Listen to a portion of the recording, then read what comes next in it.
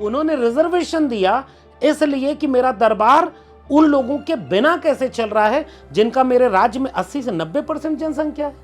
उसी छत्रपति शाहू जी ने, एक कुनबे किसान ने 1917 से 1920 के बीच अपने राज्य में प्राथमिक शिक्षा अनिवार्य और निःशुल्क कर दी। मैं ओबीसी मां का बेटा हूं, मैं आपका कल्याण करने आया हूं, नहीं भाई, भाषण देकर नहीं। उस राजा के हाथ में ताकत थी तो उसने निर्णय लेकर दिखाया कि देखो, अगर इस देश को बराबरी का देश बनाना है तो केवल अगर एक जाति के लोग पूरा देश चलाएंगे तो ये बराबरी का समाज बनेगा कैसे। तो श्लोक वो पढ़ते हैं तो कह रहे हैं तुम कौन सा श्लोक पढ़ रहे हो, तो कहा वेद का नहीं पढ़ सकते क्योंकि वो शूद्र है। तो उसे वो फटकारते हुए कहते हैं कि तुम्हारे श्लोक बदल जाते हैं, तुम्हारी मान्यताएं बदल जाती हैं, क्योंकि सामने अगर एक शूद्र है तो तुम्हारे लिए धर्म ग्रंथ भी बदल गए। और वो बहुत फटकारते हुए उस ब्राह्मण को भगा देते हैं। 26 जून का दिन सामाजिक न्याय के लिहाज से, राष्ट्र निर्माण के लिहाज से एक बेहद अहम तारीख है। ये मात्र तारीख नहीं है, ये अहम इसलिए भी बन जाती है क्योंकि 26 जून को छत्रपति शाहू जी महाराज का जन्म हुआ था। छत्रपति शाहू जी महाराज जिनको उस कदर आधुनिक भारत में लोगों ने याद नहीं किया जितना वो याद करने की जगह रखते हैं, जितनी अहमियत रखते हैं। और आज के दिन हम लोगों को ये एक मौके के रूप में इस दिन को लेना चाहिए कि हम औपचारिकता में उनको याद करें, उनकी तस्वीरों पर माला डालें। ये काम तो बहुत सारे वो लोग भी कर रहे हैं जो देश की बड़ी बड़ी कुर्सियों पर हैं, लेकिन जो विचार पर ताला करके मूर्ति पर माला की बात करते हैं, उनसे इतर हम पढ़ने लिखने वाले लोग समाज के प्रति जो जिम्मेदारी समझते हैं उसके तहत ये हमारी कोशिश होनी चाहिए कि शाहू जी की अहमियत क्या है। अगर छत्रपति शाहू जी न हुए होते तो ये जो भारत आज बना है, इस भारत में कौन कौन सी चीज़ें ऐसी हैं जो शायद इस तरीके से ना हो पाती। छत्रपति शाहू जी के होने का मतलब क्या है, बहुजनों के लिए उसका अर्थ क्या है, इस राष्ट्र के लिए उसका अर्थ क्या है, इस पर थोड़ी सी बात करते हैं। बातचीत शुरू इस तरीके से की जाए कि कभी आपने सोचा है, आज आपके बीच में राजनीति पर बात होती है तो राजा को लेकर के एक नरेशन हमारे मन में ये है कि हम चूंकि एक लोकतांत्रिक राज व्यवस्था में रह रहे हैं तो हम जानते हैं कि, और ये मानते भी हैं कि राजतंत्र से बेहतर है प्रजातंत्र, क्योंकि राजा के यहाँ प्रजा को कोई अधिकार नहीं था, जबकि लोकतंत्र कहता है कि प्रजा के पास अधिकार होगा। और राजा मूलतः एक शोषक जमात है जो प्रजा के शोषण पर अपने वजूद को, अपने पूरे ग्लैमर को, अपने विराटता को स्थापित किए हुए हैं। लेकिन एक राजा इस 18वीं 19वीं शताब्दी और 20वीं शताब्दी में ऐसा हुआ जिसने राजा होने की परिभाषा को बदल दिया, जो प्रजा के खिलाफ न होकर के प्रजा के हित में काम करता है। और वो ये मानता है कि कोई अगर राज हो, जैसे आजकल राम राज की बात आप लोग सुन रहे होंगे, राम राज्य की बात इस तरह से कही जाती है। और खुद तुलसी ने भी लिखा है, मैं हिंदी साहित्य का विद्यार्थी हूँ, तो रामचरितमानस के उत्तरकांड का जो राम राज्य है जिसमें सब नर करें परस्पर प्रीति, चलें सुधर्म निरस्व नीति, न ही दरिद्र को दुखी न दीना, एक ऐसे स्वप्न लोक की कल्पना तो की गई कि जिसमें कोई दुखी नहीं होगा, सब बराबर होंगे, सब में प्रेम होगा, सब एक मिलजुल कर रहेंगे, यानी एक मॉडर्न एरा का एक ऐसा समाज। लेकिन असल में उस राम राज्य के पीछे कुछ एक चीज़ें ऐसी थी जिस पर ध्यान नहीं दिया गया, जैसे चलें स्वधर्म निरस्व नीति।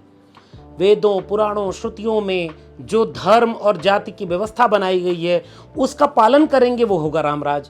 वर्ण व्यवस्था व्यवस्थित तरीके से रहेगी, वो होगा रामराज। कमजोर की तरह काम करेगा, अच्छे से काम करेगा, मेहनत से काम करेगा, मजबूत की तरह काम करेगा, चूंकि काम का विभाजन है। ऐसे राम राज्य की परिकल्पना के बीच सामाजिक न्याय की बात के लिए हम लोग अक्सर एक बात आपके सामने रखते हैं कि आपके ही अपने देश की सांस्कृतिक विरासत में रविदास का बेगमपुरा भी तो था।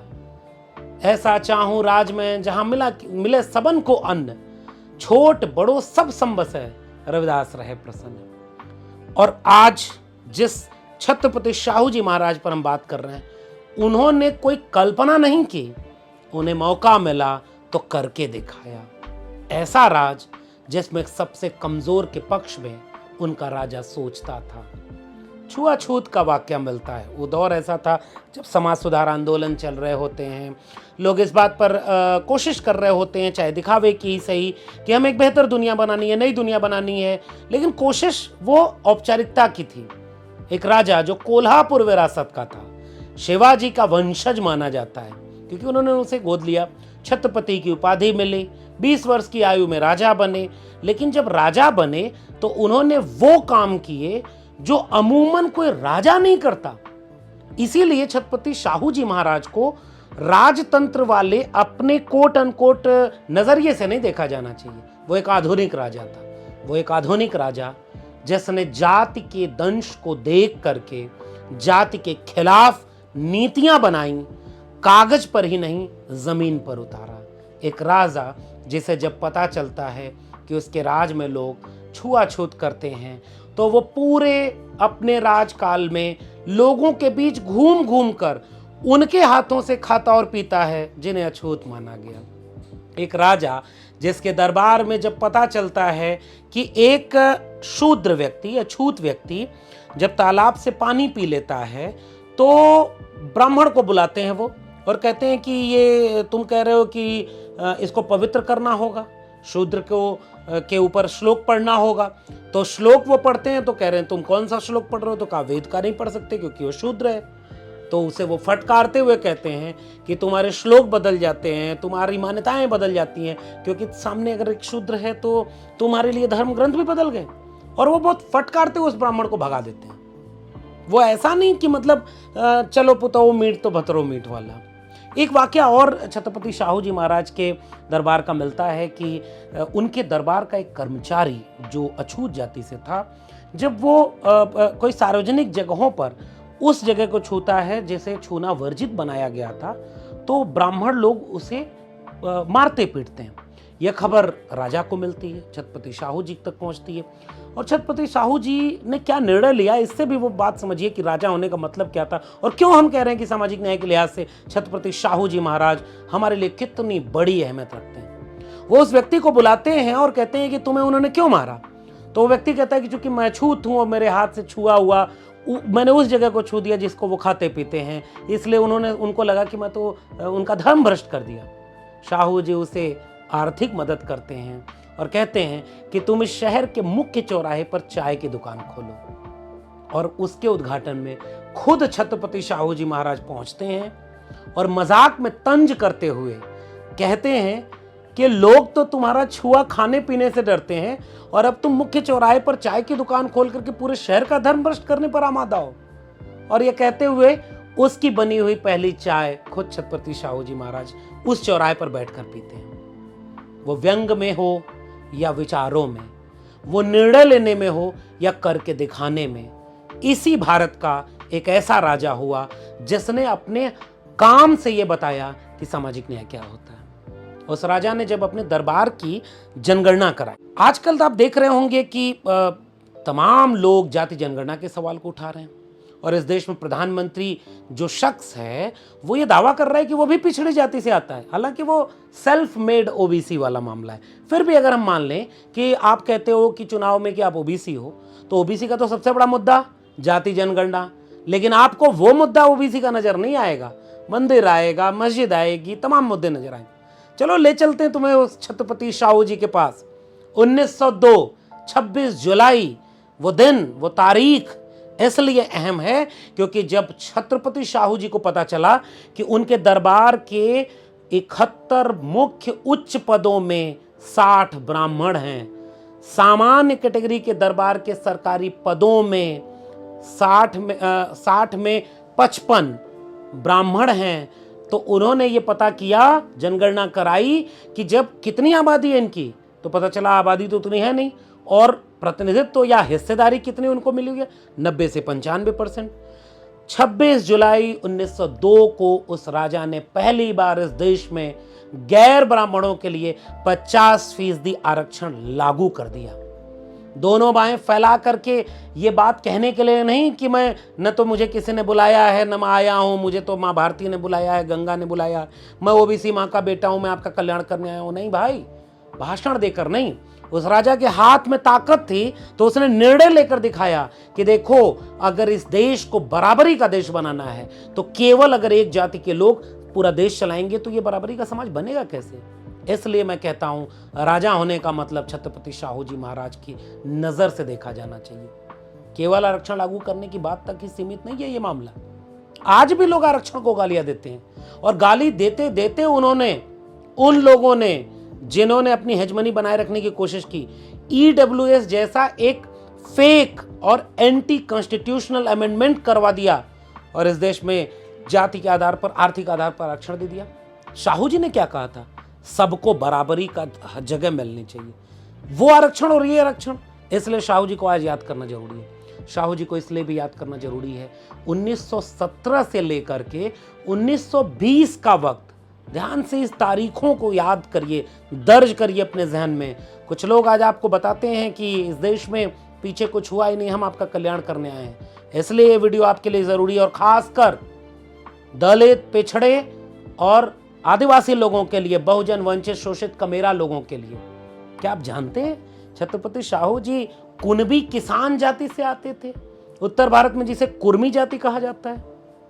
वो आपके राजा थे, उन्होंने रिजर्वेशन दिया इसलिए कि मेरा दरबार उन लोगों के बिना कैसे चल रहा है जिनका मेरे राज्य में 80 से 90% जनसंख्या है। उसी छत्रपति शाहू जी ने, एक कुणबी किसान ने 1917 से 1920 के बीच अपने राज्य में प्राथमिक शिक्षा अनिवार्य और निःशुल्क कर दी। सामाजिक न्याय का मतलब केवल आरक्षण नहीं है भाई। अगर आपको यह लगता है या आपको लोग बताते हैं कि केवल आरक्षण पाने के लिए हम सामाजिक न्याय की बात करते हैं, नहीं। सामाजिक न्याय, आर्थिक न्याय, लैंगिक न्याय, और ये सारे न्याय किस पर टिके हैं? शिक्षा पर। इसलिए मैं कहता हूं, छत्रपति शाहू जी महाराज इस देश के नवजागरण के वक्त, एक नया भारत बनने के वक्त एक ऐसे राजा हैं जिन्होंने लोकतंत्र, राजतंत्र में होते हुए लोकतंत्र की बुनियाद रची थी।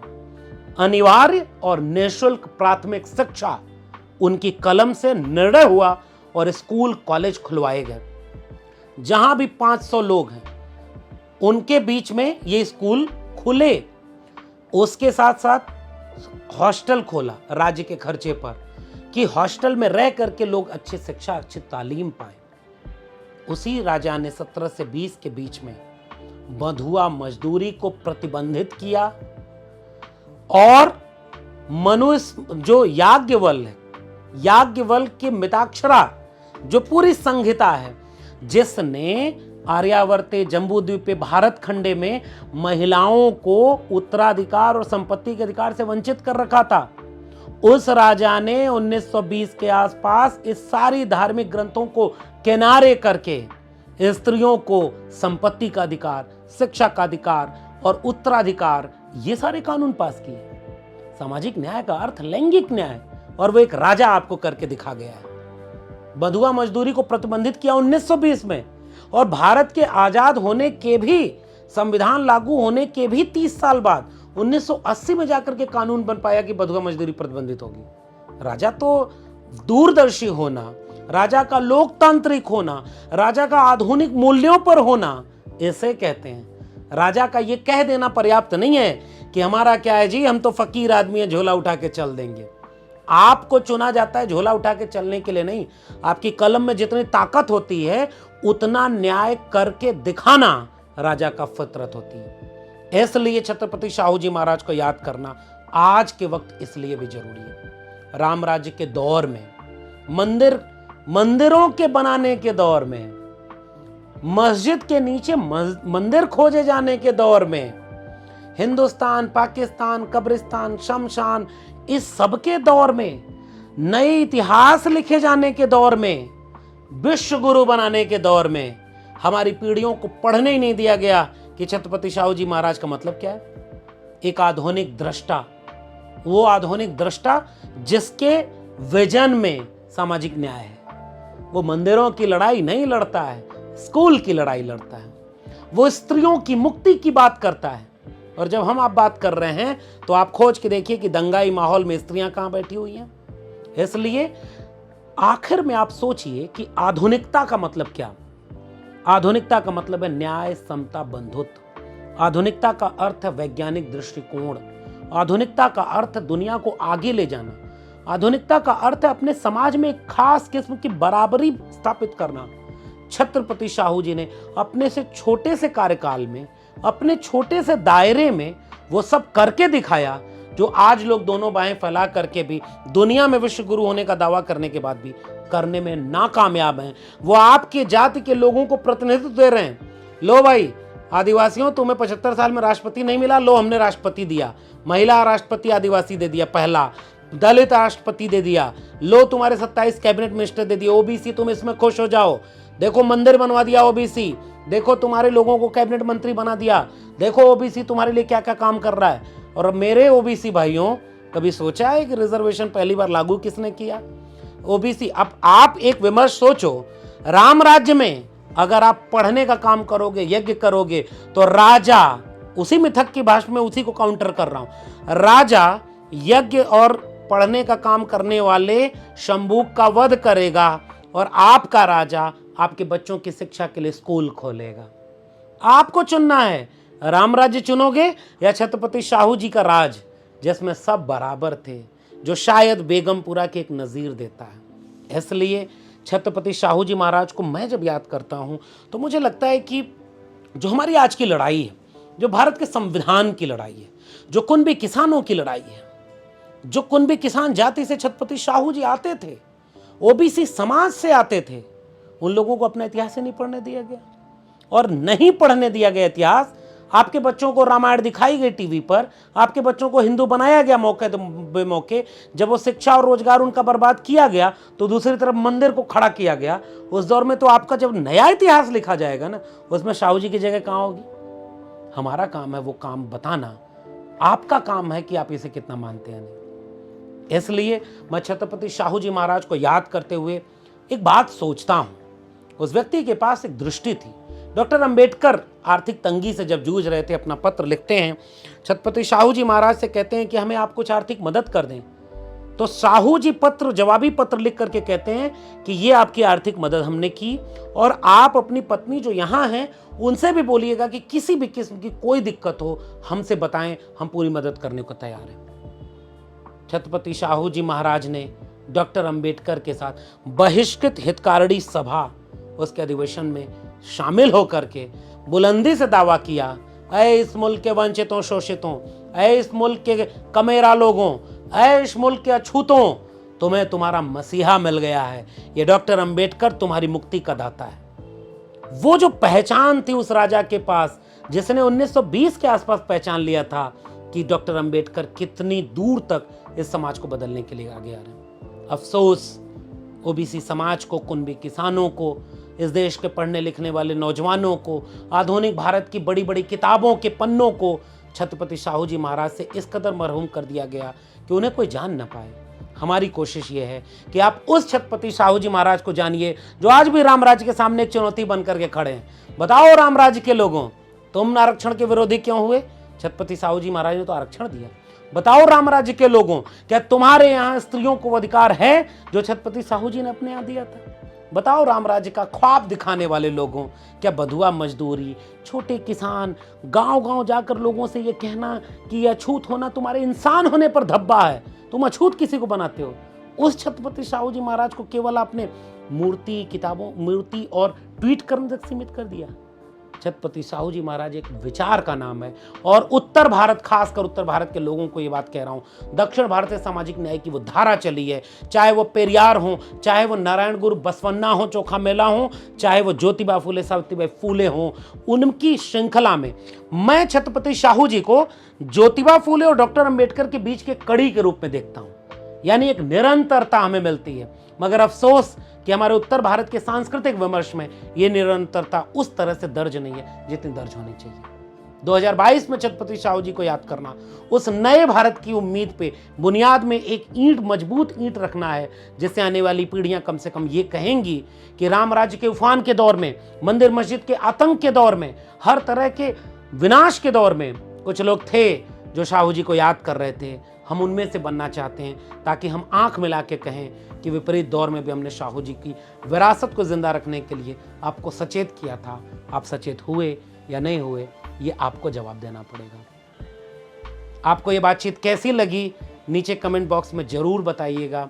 अगर आप इसे YouTube पर देख रहे हैं तो इस चैनल को सब्सक्राइब करिए, बेल आइकॉन दबाइए, लोगों तक ले जाइए। फेसबुक पर देख रहे हैं तो पेज को लाइक करिए, शेयर करिए, और शेयर केवल इसलिए करिए कि हम ये जो जोखिम उठा रहे हैं, हम ये जो बात कह रहे हैं, वो ज़्यादा से ज़्यादा लोगों तक पहुँचे। बहुत बहुत शुक्रिया।